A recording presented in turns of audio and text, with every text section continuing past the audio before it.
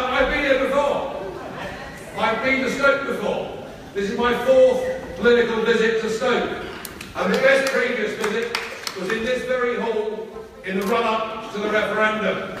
And I remember speaking at dozens and dozens of meetings all over the country, and one of the best, one of the strongest receptions we got anywhere was in this very hall in Stoke. And come the day, 70% of you went out, you defied the Labour Party.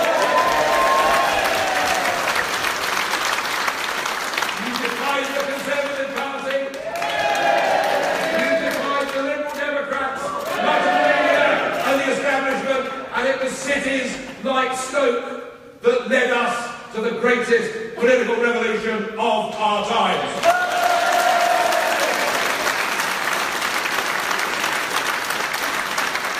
When you think about it, the odds were very much against, weren't they?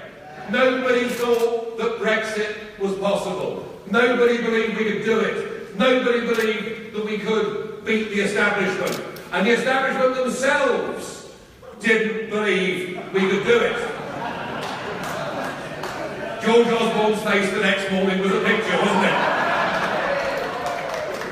God, I'm pleased to see the back of him. But that meeting here in Stoke wasn't just remarkable for the crowd, it was remarkable too for those that appeared on this platform. Because coming together, we had people who had been genuine political foes. Because there are good people in every political party. I know it's hard to believe, but honestly, there are. We even had a Conservative in Stoke, a Conservative Cabinet Minister, Chris Grayling, appeared on this platform, and I gave him a lift back home, down south afterwards, and he said to me, it's the only standing ovation as a Conservative he's ever going to get in Stoke. And we had the magnificent Kate Hoey on the platform that evening. One of the most principled and clear-spoken Labour backbenchers. And they were there with UKIP and many others, of all parties and none. And we did it because we wanted to get back control of our country. We did it because we wanted to take back our birthright. We did it because we want a self-governing Britain to retake its place in the world, and we did it.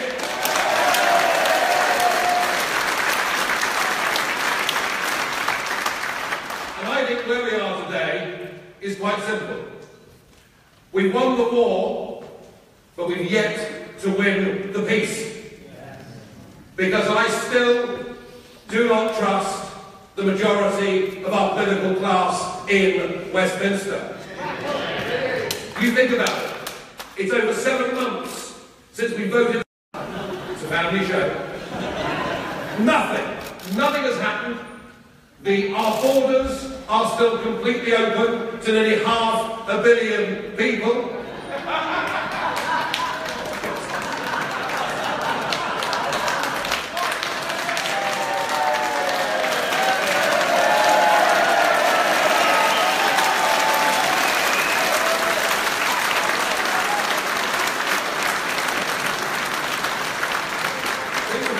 Into the Labour Party last week. Seb Giles, never bloody heard of him. Anyway, there we are. I don't trust our political class. We still have an open door. We still have net migration into Britain running at record levels. And if you listen to the government and look at their timetable and take into account the fact there could be after that transitional arrangements, it looks like another 500,000, and maybe even more, will be allowed to flock into Britain without anything being done. If you look at the financial situation, we are still paying a net £30 million every day to Mr Juncker and his merry men in Brussels. And I worry that as time goes by, and as the Labour Party are incapable, either numerically of challenging the government, but even on the question of Europe, where so many of their own backbenchers, including, of course, the former Labour MP, that great Stoke figure, Tristram Hunt. Gosh, he must have visited well here.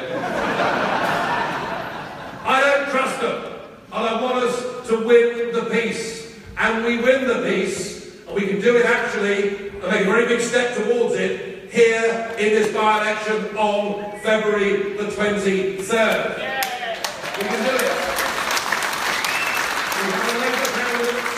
We have a Labour candidate who is a Remainer and has said that he thinks Brexit is, well, I'm not even going to use the word that he is. We have a Tory candidate that is equally a Remainer. If you send either of those to Westminster, all you are doing is reinforcing those who want to delay us, who want to take us through a never-ending series of legal actions, of those who frankly wish to defy the will of the people and who are against genuine democracy in Britain. They are not fit.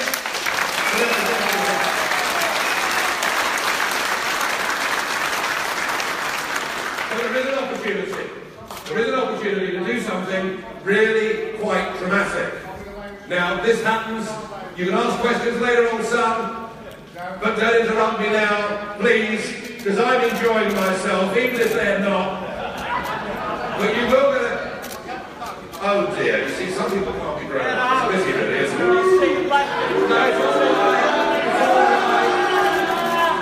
Listen, he came for an evening out. As long as he enjoyed himself, it's fine. But we've got a chance in this by-election to do something. We've got a chance to send somebody into the House of Commons, the type of politician, and my successor as leader of UKIP, the sort of person we have not seen leading or playing prominent roles in our public life in Westminster for years, because we have in Paul Nuttall somebody from a genuine working class background who is unafraid to tell it as he sees it.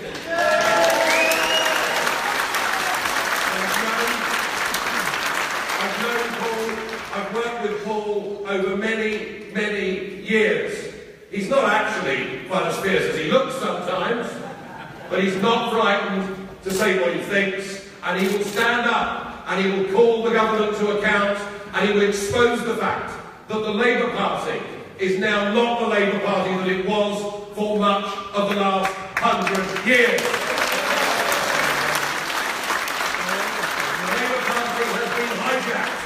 It's been hijacked by the Corbynistas, been hijacked by the North London intellectuals. It's led by a man who refuses to sing the national anthem. It's led by a man who wants to give away the Falkland Islands to Argentina. It is led by a man who refuses to condemn the actions of the IRA in Northern Ireland over 3 decades. So maybe Paul Nuttall MP will represent more of what traditional Labour voters want than anybody that Corbyn's Labour Party can put before you as a candidate. Maybe Paul Nuttall winning this by-election will spark a big and genuine sea change in British politics.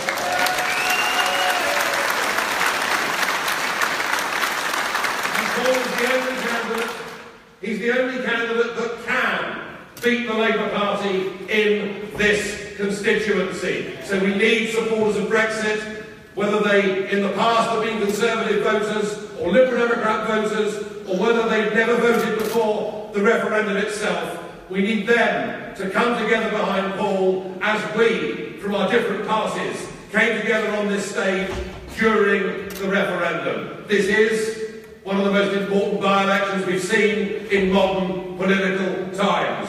We have won the war, we now need to win the peace. I believe in Paul as a candidate, I believe in the campaign that we're fighting here, but I need you, if you agree with what we're doing, to come and help us.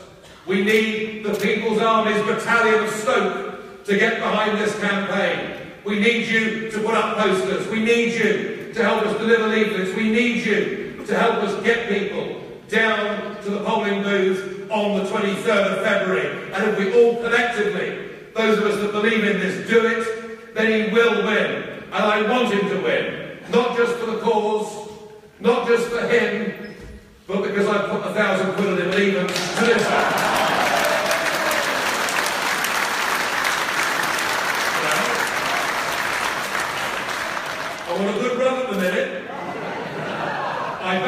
Brexit. I backed the chap to win in America. And Stoke's going to be the triple, all right? Stoke is going to be the triple. We can and we must win this by-election, and it is my pleasure this evening to introduce Paul Nuttall, who's going to become the MP for Stoke-on-Trent Central. Paul.